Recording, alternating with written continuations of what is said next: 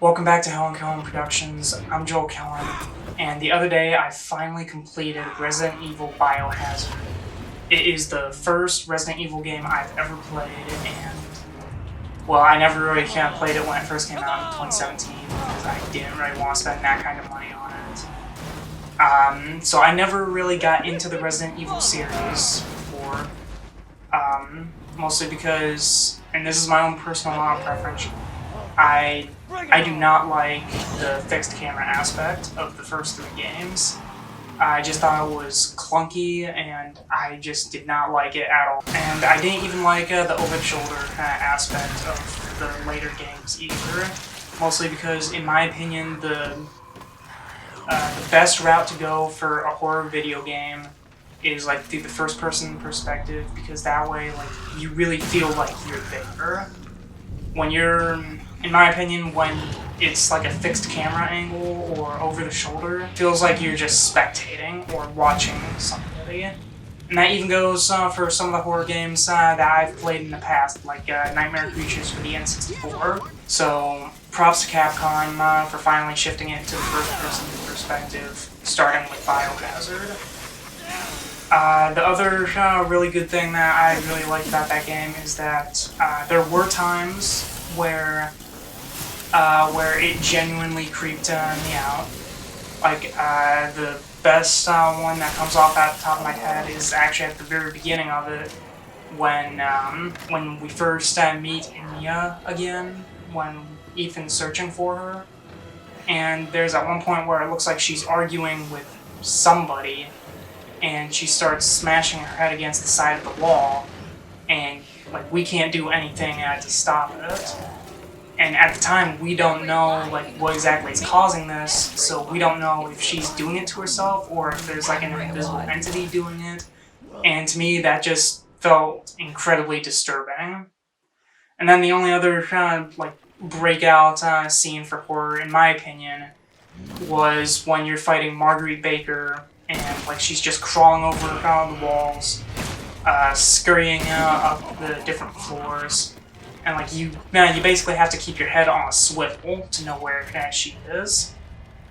And that one, that was always I always found that scary, especially because again, going from the first-person perspective, I always thought that like from a first-person point of view, that's probably the only time that jump scares, in my opinion, are actually effective, because when you're in first person, you can't really look around to know where, like, if something is behind you.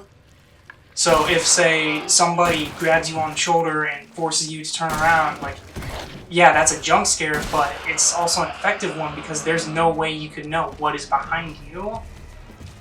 Whereas in, like, films that show people from over the shoulder and all that, to me that just sucks out all of the fear from it. So it was nice that Capcom like returned to their horror roots with the Resident Evil franchise. But that's also a double-edged sword for me, because there were some moments where were supposed to be kind of scary, but to me they weren't. Which is a shame, because like a good example was when you're being hunted by Jack Baker in the Baker house, and he's just walking around from room to room, and if you really pay close attention, you know exactly where he is, and you know where to go somewhere else. And to me, what just sucked out the scares from it is the fact that, well, you can just go to the safe room. Like, he can literally be chasing you down, and you just go through the doorway, and he can just stand there for a good 5 to 10 seconds, and then just walk away.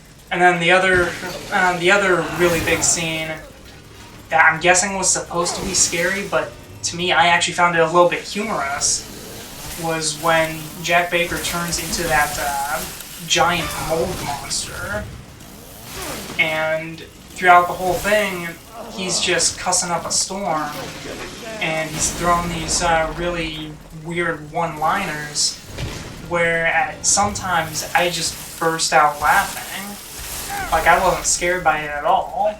One other scene that I remember that wasn't scary in the slightest was when you first go to the salt mines to make that necrotoxin. There's about 5 or 6 mold monsters that are guarding the entrance. Depending on what loadout you give yourself, you can basically turn the game into, like, basically Call of Duty. Because I remember when I first escaped on the ship and I went to the safe room and I got my inventory and all that.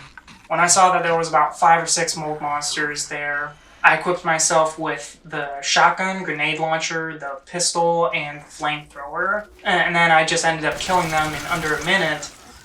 And it actually brought me back to playing Doom with how easy that was. Basically, from that point on, the game was no longer scary for me in the slightest. And that actually carried on over to the Not a Hero DLC where you play as Chris Redfield. When you're playing as Chris Redfield, like, the game isn't scary. At one point in the game, there's this really huge hulking mold monster where you can basically falcon punch it across the room. I remember seeing gameplay videos where you get to play as Chris Redfield in Resident Evil Village. You scroll down to all these comments that are saying, like, see, this is Capcom's way of showing why Chris Redfield can't be the protagonist of the main game series anymore, because he and all the other series veterans just mow down bioweapons. Yeah, he was doing it even in this DLC. Like, it felt like I was playing Call of Duty. I guess my final thoughts on the whole game was, it was really fun. There was definitely some creepy moments.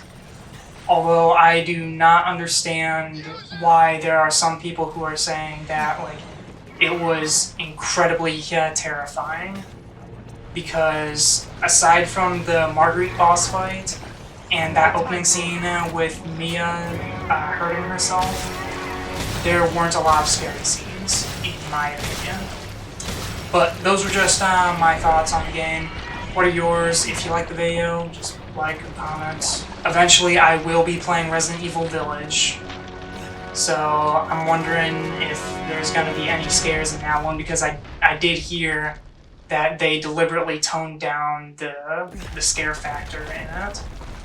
So given how I reacted to the supposed scary scenes in Biohazard, I'm kind of wondering if there's going to be any scary scenes at all in Village, at least for me.